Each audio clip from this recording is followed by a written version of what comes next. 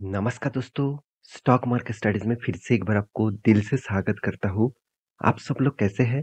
मुझे ज़रूर कमेंट करना। तो आज मैं डिस्कशन करूँगा कुछ कंपनीज़ के बारे में। बहुत इम्पोर्टेंट न्यूज़ यहाँ पे आया हुआ है, जिसके चलते हुए कंपनी के ऊपर एक धमाका भी हो सकता है और एक बुरी तरीके से पिटाई भी हो सकते हैं। तो वीडियो को पूरा लास्ट तक देखिए, कुछ इम्पोर्टेंट पॉइंट आपके साथ शेयर करूँगा, जहाँ पे आप ट्रेडिंग भी कर सकते हैं, इन्वेस्टमेंट भी कर सकते हैं। आपके आधार के हिसाब से, आपके कैपिटल के हिसाब से आप कुछ भी डिसीज़न ले सकते हैं। तो उससे पहले मैं बार-बार बोलता हूँ, आप हमेशा मार्केट की इन्फॉर्मेशन लेते जाइए। मार्केट की इन्फॉर्मेशन जितने आपके पास रहेगा, आप उतना ही एक स्टेबल कंपनी को पकड़ के लॉन्ग टर्म जर्नी के लिए रख सकते हैं। तो चलो वीडियो को शुरू करते हैं। शुरू करने से पहले मैं रिक्वेस्ट करूँगा, चैनल को सब्सक्राइब नहीं किया तो ज़रूर कर लीजिएगा। साथ ही साथ टेलीग्राम को भी जॉइन कर लीजिएगा। आपको लिंक नीचे दिया गया है, जहाँ पे आप ट्रेडिंग कर सकते हैं, जहाँ पे बहुत सारे अपडेट्स दिया जाता है, जिसके माध्यम से आप ट्रेडिंग भी कर सकते हैं। तो चलो देख लेते हैं आज के स्टॉक के डिटेल्स के बारे में। सबसे पहले मैं जिस कंपनी के बारे में बात करूंगा, वो इंडिया के सबसे बड़ा कंपनी माना जाता है। उसका नाम है रिलायंस। तो रिलायंस के बारे में बात करूं, जितना बात करूं उतना ही कम पड़ जाएगा, क्योंकि कंपनी कोई छोटा मोटा कंपनी मत समझ लेना। 15,000 करोड़ से भी ज्यादा, 15,000 करोड़ से भी ज्यादा इसका मार्केट कैप देखने को मिलेगा। तो ओवरऑल बात करूं, ये इंडिया के नंबर वन कंपनी है, एशिया का भी नंबर वन कंपनी है। अदानी जिस तरीके से तेजी में जा रहा था, अदानी वर्ल्ड के सेकेंड नंबर तक चले गए थे। और रिलायंस सेकंड तो कभी नहीं जा पाए, तो फिर भी रिलायंस देखा जाए तो एशिया के सेकंड नहीं, नंबर वन कंपनी अभी भी है। तो इस कंपनी के बारे में आज बात करूंगा, क्योंकि कंपनी के ऊपर एक मैं शॉर्ट वीडियो आपको बना के दिया था। वहां पे मैं आपको बताया था कि कंपनी का कौन सा सेगमेंट में बिजनेस है और कौन सा सेगमेंट में बिजनेस करके वो पैसा कमा रहा है। तो इनमें से फर्स्ट टाइम एक रिलायंस के एक ऐसे सेगमेंट है, जिस सेगमेंट में कंपनी क्या कर रहा है, उसके एम्प्लॉय को यहाँ पे बाहर कर रहा है। इसका मतलब उस एम्प्लॉय को यहाँ पे कट किया जा रहा है। तो कट फर्स्ट टाइम रिलायंस ने कुछ एम्प्लॉइज को यहाँ पे बाहर कर रहा है। उसके पीछे कारण और लॉजिक मैं आपको समझाऊंगा, और इस तरीके से कट होने के पीछे कारण भी आपको मैं समझाऊंगा। क्या कट होने से रिलायंस का कुछ फायदा मिलेगा, वो भी आपको मैं बताऊंगा। तो चलो एक एक करके पूरा डिटेल सबको दिखा देता हूँ। देखिए, एक बार मैं वीडियो बना के आपको बताया था कि रिलायंस का एक बिजनेस है, वो है फूड डिलीवरी का बिजनेस। और वो कौन कौन करते हैं, उसका नाम है डंजो। तो डंजो जो है, वो जोमेटो जैसे हो गया, स्विगी जैसे हो गया, उसी तरीके से प्लेटफॉर्म के ऊपर काम करते हैं डंजो। तो डंजो जो है, वो मार्केट के लीडर्स अभी नहीं बन पाए। तो मार्केट में आप जिधर भी देखेंगे, उधर ही आपको ज़ोमैटो, स्विगी इस तरीके से कंपनीज़ देखने को मिलेगा। डंज़ो बहुत कम जगह पे देखने को मिलेगा, और इसका बिज़नेस मॉडल्स भी उतना अभी तक छा नहीं रहा है। और इसी को मतलब कंपनीज़ को रिलायंस ने खरीद के रखा है। मतलब यही रिलायंस का एक सब्सिडरीज़ कंपनी है। तो इस कंपनी के ऊपर रिलायंस फर्स्ट टाइम एक बड़ा डिसीज़न लिया। वो डिसीज़न आप देख सकते हैं। रिलायंस यहाँ पे देख सकते हैं, backed Dunzo's lay off 30% of workforce. मतलब कंपनी के ऊपर 30% यहाँ पे एम्प्लॉय को क्या करने वाले हैं, वो ले ऑफ करने वाले हैं। तो फर्स्ट टाइम इंडियन कंपनी, जो इतने बड़े कंपनी है रिलायंस जैसे कंपनी, वो खुद खुद का एम्प्लॉइज को ले ऑफ कर रहा है। तो ये एक कंपनी के लिए नेगेटिव पॉइंट है, मैं जरूर कहूंगा। क्योंकि देखिए, आईटी सेक्टर का हालत खराब है, फिर भी उस टाइम में HCL tech, HCL sorry HCL tech, जो 1000 से भी ज्यादा एम्प्लॉइज को हायर किया है। जहाँ पे यूएस के इतने बड़े बड़े कंपनी, एक्सेंचर जिस तरीके से कंपनी, इतने बड़े वर्ल्ड के सबसे बड़े कंपनी है एक्सेंचर आईटी सेक्टर में। उसके बाद है टीसीएस। तो वो कंपनी भी यहाँ पे देखा जाए तो 10,000 के आसपास एम्प्लॉइज को यहाँ पे ले ऑफ किया। तो मेरे कहने का मतलब ये है कि जब कोई बड़े कंपनी उसके एम्प्लॉइज को यहाँ पे बाहर कर रहा है, तो उस सेक्टर में कंपनी को थोड़ा सा घाटा देखने को मिलेगा। तो ऑब्वियसली यहाँ पे कंपनी क्या बताया, Reliance back to delivery firm Dunzo, मैं पहले बोल चुका हूँ डिलीवरी फार्म है, is lay off 30% its work. यहाँ पे देखिए वर्क फोर्स, यहाँ पे देख सकते हैं nearly 300 people according to the sources in January. तो इस रिपोर्ट के माध्यम से ये डेटा बताया जा रहा है कि 300 से भी ज्यादा एम्प्लॉय को क्या किया, बाहर कर दिया। क्यों किया? क्योंकि कंपनी रिपोर्ट किया है कि कंपनी का जो मतलब आप देख सकते हैं, the delivery firms has also, यहाँ पे देख सकते हैं रिपोर्टेडली रेज 75 मिलियन थ्रू, यहाँ पे देखिए कन्वर्टेबल नोट। तो मतलब कंपनी फंडिंग भी बढ़ा रहा है और उसके साथ एम्प्लॉयज को यहाँ पे निकल भी रहा है, तो अंदर कुछ गड़बड़ी चीज चल रहा है, तो ये तो बात क्लियर है।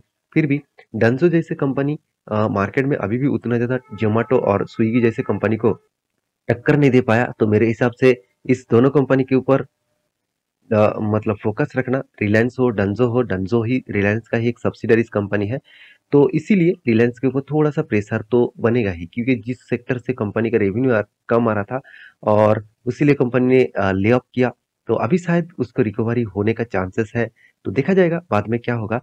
तो अभी ये था एक न्यूज। सेकेंड जो न्यूज है वो बहुत इंपॉर्टेंस है। आप सभी जानते हैं आईपीएल का मौसम स्टार्ट हो चुके हैं, और आईपीएल में सबसे ज्यादा ज्यादा अगर कोई रेवेन्यू जनरेट करेगा वो रिलायंस करेगा। आप कहेंगे सर क्यों, रिलायंस तो फ्री में आईपीएल दिखा रहा है। रिलायंस जियो टीवी इंस्टॉल कर लो मोबाइल में और आपको आईपीएल मिल जाएगा फ्री में। आप ध्यान से देखिएगा, जितने सारे लोग रिलायंस जियो टीवी इंस्टॉल करके आईपीएल देख रहे हैं, उसको मैं बता दूं, आप ध्यान से उस चीज को देखना, रिलायंस जियो फ्री में कुछ नहीं दे रहा है। कोई भी कंपनी फ्री में आपको कुछ भी नहीं देता। आपने आपको आप देखा है रिलायंस का जियो का जो सिम 6 मंथ तक आपको फ्री में डेटा दिया और फ्री फ्री में कॉलिंग दिया, उसके बाद क्या किया, डायरेक्ट आपको पैसा लेना स्टार्ट कर दिया और उसका कंज्यूमर एक्वायर किया। तो वही चीज यहाँ पे रिलायंस डिजिटल भी कर रहा है। तो वो क्या कर रहा है, अभी फ्री में कस्टमर को जियो सिनेमा के माध्यम से, जियो सिनेमा ऐप के माध्यम से कस्टमर को यहाँ पे सारे मतलब प्ले, मतलब आईपीएल का पूरा जितने सारे प्ले होगा वो सब कुछ फ्री में दिखाएगा। तो 5 करोड़ यहाँ पे कस्टमर डाउनलोड कर चुके हैं इस जियो सिनेमा को। तो 5 करोड़ कस्टमर उसके पास मोटा मोटी आ चुके हैं। तो उसमें कंपनी क्या कर रहा है, उसमें कंपनी एडवर्टाइजमेंट दिखा रहा है, खुद का एडवर्टाइजमेंट दिखा रहा है, खुद का जितने सारे प्रोडक्ट्स है, मान के चलिए रिलायंस डिजिटल है, रिलायंस का जियो है, तो ये सारे फायदा रिलायंस को डायरेक्ट जाकर मिल रहा है। तो ये बात आपको याद रखना है। तो आपको मैं इसीलिए बता रहा हूँ, क्योंकि कंपनीज का जो बिजनेस मॉडल्स है, ये मॉडल्स आपको समझना पड़ेगा। अगर मॉडल्स आपने समझ लिया तो सोचना, आपको स्टॉक मार्केट से पैसा कमाने में कोई नहीं रोक पाएंगे। तो मैं दावे के साथ बोल सकता हूँ, क्योंकि मेरा इतने सालों का एक्सपीरियंस में मैं यही देख चुका हूँ कि जो कंपनी लगातार लगातार खुद का बिजनेस स्ट्रैटेजीज को एट फ्यूचर के लिए बनाता है, वही कंपनी खड़ा होता है। आज के लिए बना दिया, कल खत्म हो गया, वो अलग बात है। जो लॉन्ग टर्म विजन के लिए सोचते हैं, वो कंपनी के ऊपर आपको भी लॉन्ग टर्म के लिए सोचना चाहिए। और रिलायंस मेरा एक फेवरेट कंपनी है, आपका भी फेवरेट कंपनी जरूर होगा, तो मुझे जरूर कमेंट करना। नीचे लिंक मतलब नीचे कमेंट जाकर जरूर करना। तो ये था रिलायंस का अपडेट। अब रिलायंस का चार्ट पैटर्न के बारे में बात करूँ तो मैं पहले ही बोल चुका हूँ, कोविड के बाद एक अच्छा खासा हायर हाई देखने को मिला था। तो एक रेंज के बाद इस रेंज तक आकर जाकर खड़ा हो गया, तो ये बार बार इसी जगह पे रिटेस्ट कर रहा है। तो अगर लोअर साइड में ब्रेकआउट करे तो 200 डेज ईएमए को टच करेगा, उसके बाद ब्रेकआउट हुआ तो 1837 तक आ सकते हैं। तो आपको देखना है अभी क्या करने वाला है। अगर अपर साइड में जाए तो फिर से इसी रेजिस्टेंस को वो फेस करेगा। ये था फर्स्ट कंपनी। सेकेंड जो कंपनी है वो सबसे इंपॉर्टेंट कंपनी है, वो है अदानी ग्रुप के कंपनी, जिसका नाम है अदानी वेलमार, जो पिछले दिनों में एक शानदार मोमेंटम दिखाया था। क्यों दिखाया था, उसके पीछे दो रीजन है। पहली रीजन क्या है, देखिए आरबी सॉरी सेबी ने एक रिपोर्ट पब्लिश किया कि किसी भी कंपनी के अंदर प्रोमोटर का होल्डिंग 75% के ऊपर नहीं होना चाहिए। 1% 75.01% भी नहीं होना चाहिए, उसको उससे कम करना पड़ेगा। तो अदानी वेलमार के पास क्या है, अदानी वेलमार के पास आप देखेंगे तो प्रोमोटर के पास 87.9% का होल्डिंग है, और इसी डेटा के आधार के हिसाब से बताया जा रहा है कि अदानी वेलमार ओएफएस लाएंगे। तो ओएफएस मतलब क्या है, ऑफर फर्स्ट सेल को, तो वो क्या करेंगे, खुद का जो स्टेक है, बाकी जो स्टेक है, मान के चलिए 75% भी सेबी ने बोल दिया, तो उसके पास कितना 87.9% है, अराउंड अराउंड 13% के आसपास, 12.9% के आसपास से 13% के आसपास उसको शेयर बेचना पड़ेगा। तो आपको लग रहा है कि 12% कोई छोटा मोटा अमाउंट होगा, बहुत बड़ा अमाउंट होगा। तो इस 12% वो डायरेक्ट तो जाकर माल में बेच नहीं सकते, ओपन मार्केट में वो माल माल नहीं बेच सकते। अगर 12% वो बेच दिया तो स्टैक तो मतलब स्टॉक तो बिग क्रैश हो जाएगा। तो इसलिए उसको ऑफर देना पड़ेगा, कस्टमर को ऑफर देना पड़ेगा कि चलो मेरा माल आप खरीद लो, मैं आपको डिस्काउंट में दूंगा। तो ये जो 400 रुपीज का शेयर है, अगर कल जाकर बोल देते हैं कि ऑफर दूंगा, तो ये 400 शायद वो 350 में माल बेचना ऑफर दे देंगे, तो आपका ही तो लॉस होगा ना। तो आपको आप ओएफएस से माल नहीं खरीदारी करेंगे तो आपका ही लॉस होगा। तो इस तरीके से चीज़ चलते रहते हैं, तो मैं बार-बार बोलता हूँ, प्रोमोटर का होल्डिंग देखना भी बहुत इम्पोर्टेंस है।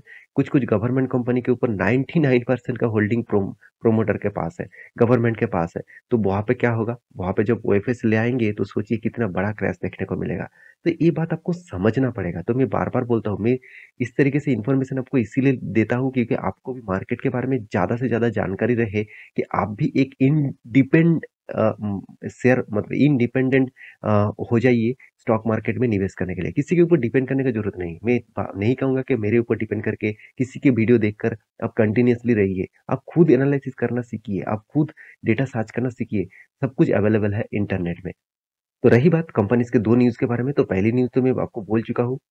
और सेकंड न्यूज़ क्या है? सेकंड न्यूज़ बहुत इम्पोर्टेंस है। कंपनी Q4 रिज़ल्ट आने से पहले एक बहुत धमाका जैसा अनाउंसमेंट दिया कि अदानी वेलमार क्रॉसेस 55,000 करोड़ रेवेन्यूज़। तो एक बहुत बड़ा अपडेट्स है क्योंकि इतना बड़ा अपडेट है। उस अपडेट के चलते हुए कंपनी का रेवेन्यूज़ ग्रोथ होगा, कंपनी का प्रॉफिट मार्जिन बढ़ेगा, तो कंपनी में तेज़ी आएगा। तो इसीलिए पिछले दिनों में थोड़ा-सा जंप देखने को मिला और मुझे लगता है कंटिन्यूअसली इस तरीके से जंप रहने वाला है।